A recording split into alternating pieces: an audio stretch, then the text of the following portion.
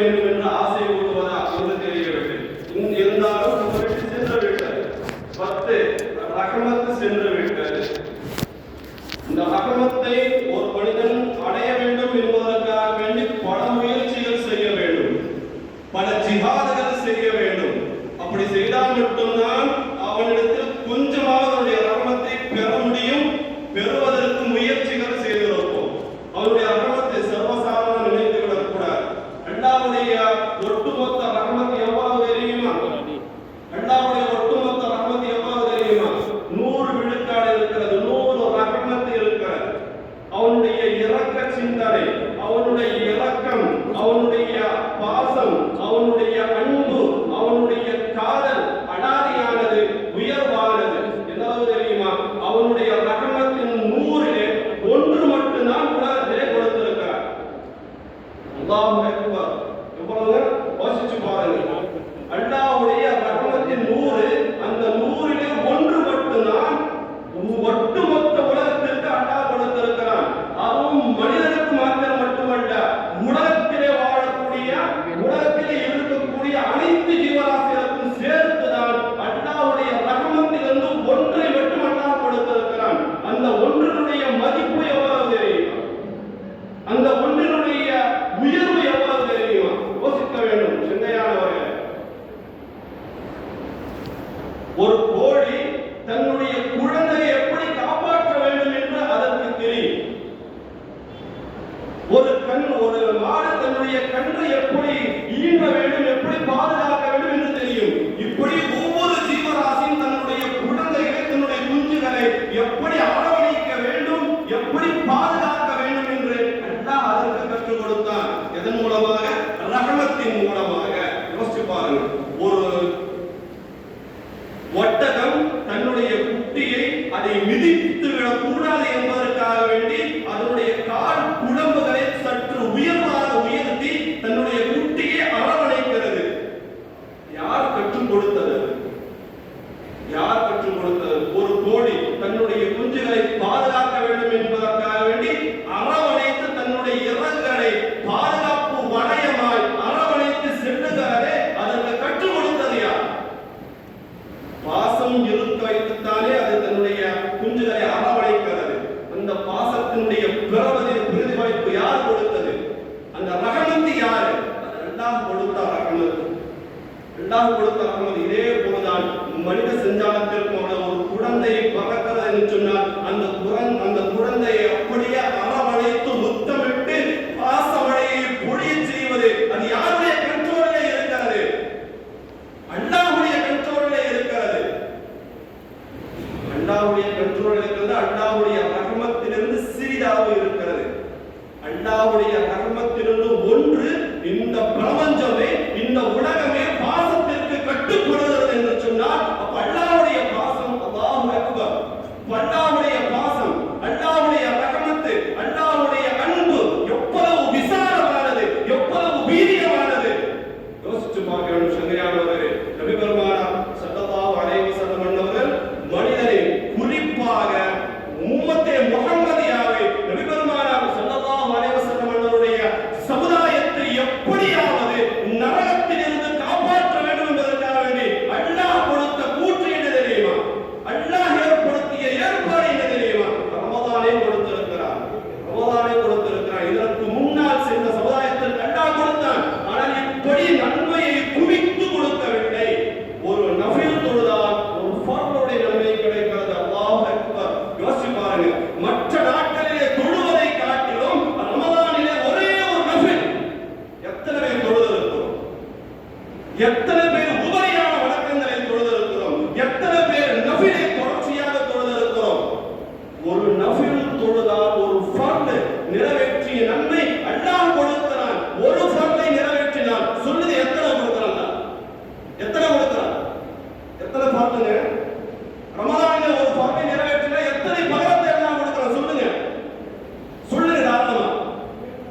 70 மடங்கு அல்லாஹ் கொடுக்கிறான். அல்லாஹ் அக்பர். 70 மடங்கு. யோசிச்சு பாருங்க. அந்த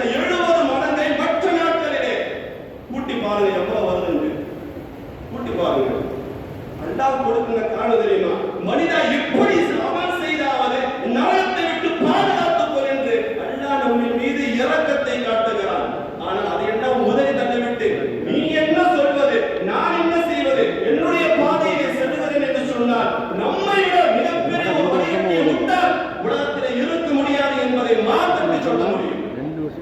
எனக்கு அல்லாஹ்வுடைய ரஹ்மத் எவ்வளவு விசாலமானது. நபி பெருமானார் ஸல்லல்லாஹு அலைஹி வஸல்லம் அவர்கள் ஒரு விஷயத்தை சொல்கிறார்கள். நாளை மறுமையிலே 2 மனிதர்கள் அல்லாஹ் அழைத்து வருவான். உலகத்திலே அவன் செய்யாத பாவம் கிடையாது. உலகத்திலே அவன் செய்யாத பாவம் கிடையாது. பிறந்ததிலிருந்து கருவறையிலிருந்து கபர் வரைக்கும் இடைப்பட்ட வாழ்க்கையிலே பாவம் நிறைந்தவன், பாவத்தோடு வாழ்ந்தவன், பாவக்கரையோடு வாழ்ந்தவன். அப்படிப்பட்ட 2 மனிதர்கள் அல்லாஹ் அழைத்து வந்து, நீ வாழ்க்கையிலே பாவம் மட்டும்தான் செய்திருக்கிறாய், நன்மையை செய்யவில்லை, உடனே நரகத்திற்கு செல் என்று சொல்லுவான். நரகத்திற்கு செல்லுன்னு சொல்லுவான். உடனே ஒரு மனிதன் யோசிக்காமல் நரகத்திற்கு செல்லுவான். இன்னொருவன் அப்படியே பின்னாடி பார்த்து பார்த்து அப்படியே நடப்பான். 2 பேரும் அழைப்பான், வாய் வா. என்ன சொன்னவனே டப்புன்னு நரகத்திற்கு போயிட்ட? என்ன எல்லாம் உலகத்தை தான் உன் பேச்சை கேட்கிற, உலகத்தை தான் நீ தொழு சொன்ன தொழுகிற, இபாதத்து செய்ய சொன்ன செய்யல, நோன்பு வைக்கிறான்னு சொன்ன எதுவும் செய்யல, நிரந்தரம் எதுவும் செய்யல. உலகத்துல தான் உன்னுடைய பேச்சு கேட்கவில்லை, ஆனால் இங்காவது உன்னுடைய பேச்சு கேட்கலாமே என்ற ஒரு ஆசை வந்தது. அதனால் தான் நரகத்திற்கு நான் போய் கொண்டிருக்கிறேன் சொல்லுகின்ற பொழுது, வா வா பரவாயில்லை, இங்கேயாவது என் பேச்சை கேட்கிறீங்க, சரி போ, சூனத்திற்கு போய் அழைத்து விடுவான். இன்னொருவன் ஏன் பின்னாடி திரும்பி திரும்பி பார்த்து கொண்டிருக்கிற? யாருன்னா நீ இரக்கமாக நான் உலகத்திலே கேள்விப்பட்டிருக்கிறேன், உலகத்திலே நான் கேள்விப்பட்டிருக்கிறேன். ஏதோ ஒரு செல்லுகின்ற பொழுது ஒரு வார்த்தை, ஒரு பயன் செய்து கொண்டிருக்கிறார். எல்லாருடைய ரஹ்மத் எவ்வளவு தெரியுமா, அவனுடைய கிருபை எவ்வளவு தெரியுமா, அவனுடைய பாசம் எவ்வளவு தெரியுமா, எல்லோரும் மீதும் இறக்கப்படக்கூடியவன், பாவிகள் மீதும் அல்லாஹ் இறக்கப்படக்கூடியவன். அந்த வார்த்தை என்னுடைய காதிலே விழுந்து விட்டது, என்னுடைய வார்த்தை காதிலே விழுந்து விட்டது. சரி, நான் மன்னித்தாலும் மன்னிக்கலாம் என்ற ஒரு நப்பாசையிலே திரும்பி திரும்பி பார்த்து கொண்டிருக்கிறேன். நீ என்னை அழைத்து, மனிதா மன்னித்து விட்டேன், சூனத்திற்கு செல் என்ற அந்த வார்த்தை, ஒற்றை வார்த்தை சொல்ல மாட்டாயா என்று நான் ஏங்கிக் கொண்டு திரும்பி திரும்பி பார்த்து கொண்டிருக்கிறேன். நீ இரக்கமானவனாச்சே, வஹுவ அர்ஹமுர் ராஹிமீன், இரக்கமுள்ளவனுக்கெல்லாம் மகா இரக்கமுள்ளவனாச்சே அப்படின்னு கொஞ்சம் திரும்பி திரும்பி பார்த்தேன். இறக்கப்பட மாட்டாயோ என்று சொன்னோம். உனக்கே எவ்வளவு இறக்கம் இருக்குன்னா எனக்கு எவ்வளவு இறக்கம் இருக்கும். சரி போ, 2 பேரும் சூனத்திற்கு போ. யோசிச்சு பாருங்க, அல்லாஹ் ஒரு மனிதனை நரகத்திற்கு தள்ளிவிடக் கூடாது, நரகத்திற்கு போய்விடக் கூடாது என்பதற்காக அல்லாஹ்வின் மீது எவ்வளவு இரக்கத்தை சுரந்திருக்கிறான், புகுந்திருக்கிறான் என்பதை யோசனை செய்து பாருங்கள். சங்கையான சமுதாய, அப்படிப்பட்ட ரஹமத்து நம்மை விட்டு அகன்று போய்விட்டது. அல்லாஹு அக்பர். மறுபடியும் கிடைக்குமா? மறுபடியும் கிடைக்குமா? கிடைக்காத செல்வம், கிடைக்காத பொக்கிஷம் நம்மை விட்டு சென்று விட்டது. மடிக்குள் கலந்த பால் மறுபடியும் கூட புகுத்து விடலாம், மறுபடியும் கூட புகுத்து விடலாம். சொல்லுவாங்க, மடியிலிருந்து கலந்த பால் மறுபடியும் மடிக்கு போகுமா? சந்தேகம்தான். ஆனால் இருக்கிற டெக்னாலஜிக்கு சென்றாலும் சென்று விடலாம். அப்படித்தான் நடந்து கொண்டிருக்கிறது. காற்றின் மூலமாக தண்ணீரை உருவாக்குகிறார், தெரியுமா? எவ்வளவு டெக்னாலஜி, எவ்வளவு வளர்ச்சி, எவ்வளவு அசுர வளர்ச்சி உருவாகி இருக்கிறது என்று யோசித்து பாருங்கள். தன்னுடைய சிறுநீரகத்தை வைத்து சிறுநீரக போகின்ற பொழுது அவனுடைய பிபி சுகர் கண்ட்ரோல் பண்ண முடியும். அவனுடைய சுகர், அவனுடைய கொலஸ்ட்ரால், அவனுடைய எவ்வளவு சக்தி இருக்கிறது. டெஸ்ட் எல்லாம் பண்ண வேண்டாம், நீங்க யூரின் அடிச்சாலே போதும், அதுல ஃபுல் பயோடேட்டா மேல வந்துருது, டிஸ்க்ல வந்துருது. எவ்வளவு அசுர வளர்ச்சியிலே சென்று கொண்டிருக்கிறது. சொல்ல வரக்கூடிய கூற்றுதான், மடியிலே கலந்த பால் மறுபடியும் புகுத்துவதற்கு வாய்ப்பு இருக்கிறது. ஆனால் இந்த சென்று விட்ட இந்த ரஹமத்து, இந்த பத்து கிடைக்குமா? ஒருபோதும் சத்தியமாக கிடைக்காது என்பது வார்த்தை சொல்ல முடியும். அப்படி நமக்கு கிடைக்க வேண்டும் என்றால் அடுத்த வருடம் காத்திருக்க வேண்டும், அடுத்த வருடம் அறுவடைக்காக வேண்டி காத்திருக்க வேண்டும். என்ன கேரண்டி இருக்கிறது, என்ன வாரண்டி இருக்கிறது? பொருளுக்கு வாரண்டி கேரண்டி இருக்கிறது. ஆனால் படைத்த ரப்புல் ஆலமீன் உயர்வாக கருதக்கூடிய மனிதனுக்கு கேரண்டி கிடையாது, வாரண்டி கிடையாது, எதுவுமே கிடையாது. உயிருக்கு வாரண்டி கிடைக்கிறதா? சரி போ, நீ ஒரு 100 வருஷம் வாழு, நீ ஒரு 150 வருஷம் வாழு, அது அக்ரிமெண்ட் கொடுத்துருக்கிறேன் கிடையாது. கருவிலிருந்து வெளியே வருவதற்கு சந்தேகம். சரியானவர்கள் ரஹமத்து சென்று விட்டது. அல்லாஹ்விடத்திலே தௌபா செய்ய வேண்டும். யாருன்னா இந்த ரஹமத்தை பெறுவதற்கு நான் தகுதியற்றவன், இந்த ரஹமத்தை நான் பெற்று இருக்கிறேனா இல்லை என்று எனக்கு தெரியாது. ஆனால் பெற வேண்டும்,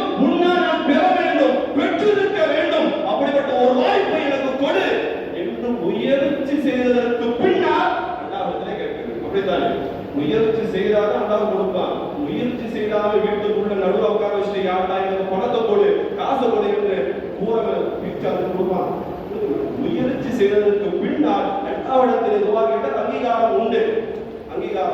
ரஹமத்து சென்று விட்டது. மக்ஃபிரத், அல்லாஹு அக்பர், மக்ஃபிரத்தை தேட வேண்டும். ஷஃபியான சமுதாயத்திலே அடிக்கடி நான் சொல்வதுண்டு, நபி பெருமானார் ஸல்லல்லாஹு அலைஹி வஸல்லம் அன்னவர்களை தவிர உலகத்திலே பாவம் செய்யாதவர்கள் உலகத்தில் யாருமே தெரியுமா? அது எவ்வளவு தாடிய ஷேகா இருக்கட்டும், எவ்வளவு பெரிய ஆதவா இருக்கட்டும், எவ்வளவு ஹஜ் செய்யட்டும், எவ்வளவு உம்ரா செய்யட்டும், பள்ளியிலே தன்னுடைய வாழ்க்கையை கழிக்கட்டும். அப்படிப்பட்ட மனிதன் கூட பாவம் செய்திருப்பார். ஏன்? எதற்கு? சந்தேகம் தான் இல்லையா? பாவம் பாவம் செய்யக்கூடிய தன்மையோட தான் நல்லா படைத்திருக்க தெரியுமா? பாவம் செய்யக்கூடிய தன்மையோட தான் நல்லா படைக்கப்பட்டிருந்தால் நம்முடைய குறை அல்ல.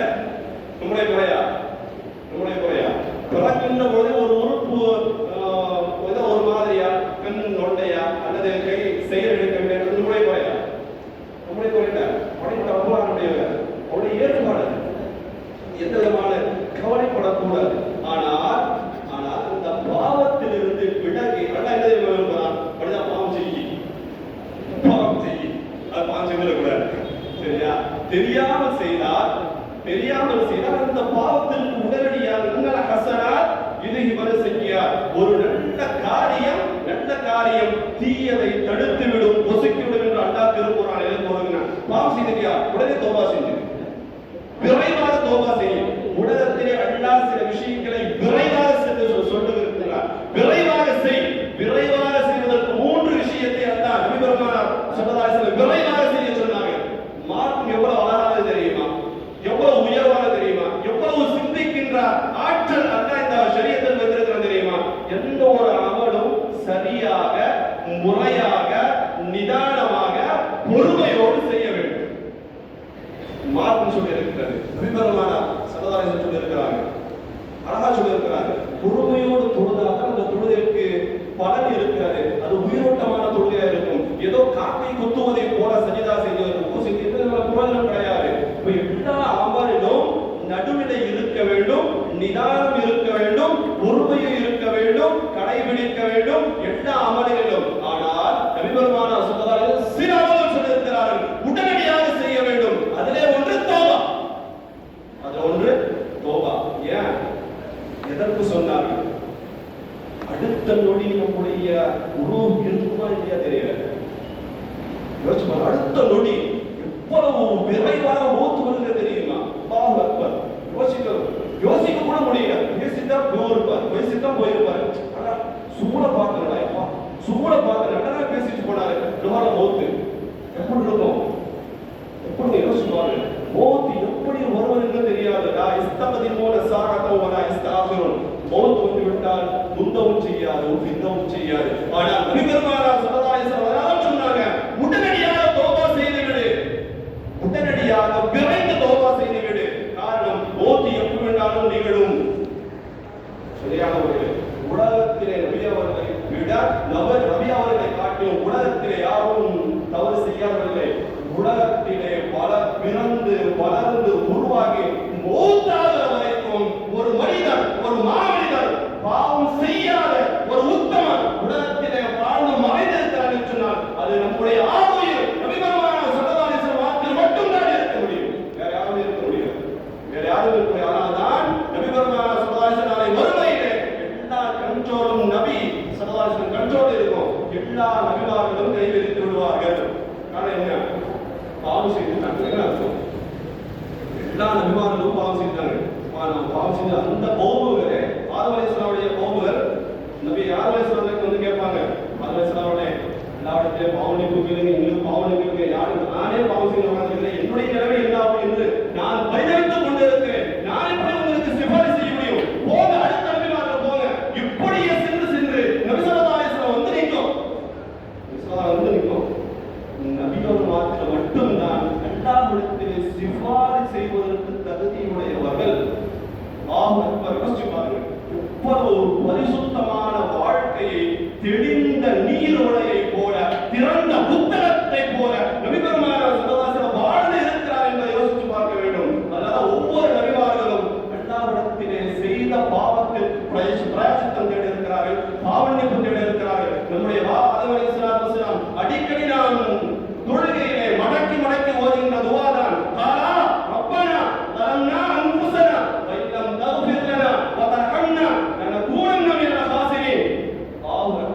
சுவனத்திலிருந்து இறங்கி உலகத்திலே வாழ்ந்து பல சிரமங்களுக்கு பல கஷ்டத்திற்கு மத்தியிலும் அல்லாஹ்விடத்திலே இறைஞ்சதை அல்லாஹ்விடத்திலே கேட்ட ஒரே ஒரு துவா அதனுடைய சிறந்த துவா தான். ஆனா ரப்பனா தலனா யாண்டா நான் பாவம் செய்து விட்டேன். ரப்பனா தலனா அன்ஃபுஸனா இதான் ரொம்ப முக்கியமான பாயிண்ட், ரொம்ப முக்கியமான விஷயம்.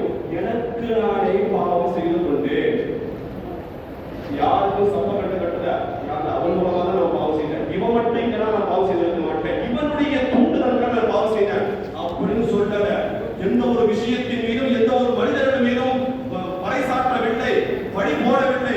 யாரா எனக்கு நானே பாவம் செய்து கொண்டேன். அப்பறா அவன் அன்புசனா லைலன் தகுபிரனா அல்லாஹ் அக்பர், நீ மட்டும் மன்னிக்கவில்லை என்றார். யா அல்லாஹ், நீ மட்டும் மன்னிக்கவில்லை, லைலன் தகுபிரனா வதரஹம்னா, நாங்கள் ஆகிவிடுவோம் மினல் ஹாசிரின், நஷ்டவாதிகளிலிருந்து நாங்கள் ஆகிவிடுவோம் என்று ஆதம் அலைஹிஸ்ஸலாத்து வஸலாம் அவர்களை கொண்டு நபியினுடைய முந்தின நபிகள் வரை எல்லோரும் பாவமன்னிப்பு தேடி இருக்கிறார்கள். எல்லா நபிமார்களும் பாவமன்னிப்பு தேடுகிறாங்க. குர்ஆனை புரட்டி பார்த்தா தான் தெரியும். எல்லா நபிமார்களும் என்ன செஞ்சாங்க? பாவமன்னிப்பு தேடி தேடி தேடி கிடந்தாங்க. உடனே அல்லாஹ் கொடுக்கல, உடனே அல்லாஹ் பாவத்தை மன்னிக்கவில்லை. பல நாட்கள் அல்ல அலைவிட்டான் தெரியுமா? பல நாட்கள் அல்ல, பல மாதங்கள் அல்ல, பல வருடங்களை அல்ல என்ன செஞ்சான்? உலகத்தை அனுபவி, செஞ்ச பாவம் அனுபவி. பல வருடங்கள் தனித்திருந்து விழித்திருந்து பசித்திருந்து தாகித்திருந்து எல்லா சுகதுக்கங்களையும் தாண்டி அல்லாஹ்விடத்திலே கேட்டதற்கு இணங்க சரி பொழைச்சிட்டு போ. யாருக்கு சொன்னது? சர்வசாதாரண இருக்கிற நபிக்கு இந்த பாடு தான். நாம் இந்த பாடு பாவம் யோசிப்போம். ஆனால் ரஹ்மத்துல் ஆலமீன் ரப்புல் ஆலமீன் நம்ம மீது அதிகம் இரக்கம் கொண்டவன் அல்லாஹ் தபாரக வ தஆலா மட்டும் இல்லையா?